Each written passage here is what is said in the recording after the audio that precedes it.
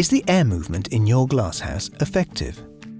We understand that air movement is key to maintaining an active and homogeneous climate for glasshouse growers, but how do you know if your current solution delivers effective air movement?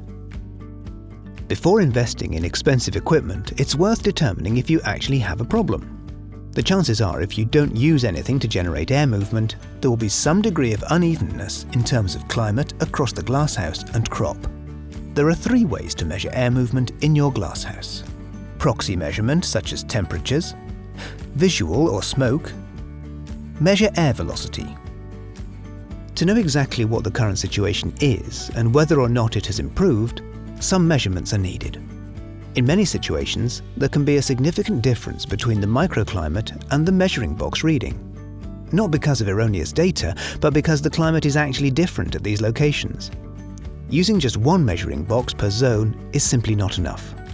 Instead, a matrix of sensors should be used to give a good resolution of the growing area. Temperature can be used as a proxy for air movement and can help to identify problem areas. By creating a heat map, it's much easier to visualize what's going on than by relying on measurements alone. There are sensors to measure air movement, but the air movements that we are interested in are between 1 to 5 centimeters per second, and it's very complicated to measure that, because if you move with your sensor, you already create that value, so that doesn't bring you much further. What you can do is use smoke. Because air movement is challenging, a visual technique is to use smoke.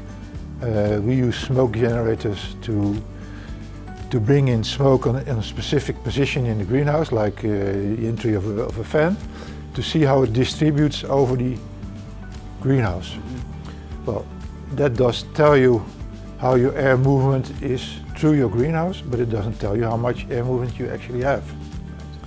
So that's quite complicated, but I think it's more important to look at the influence of the reaction of the plant on the air movement.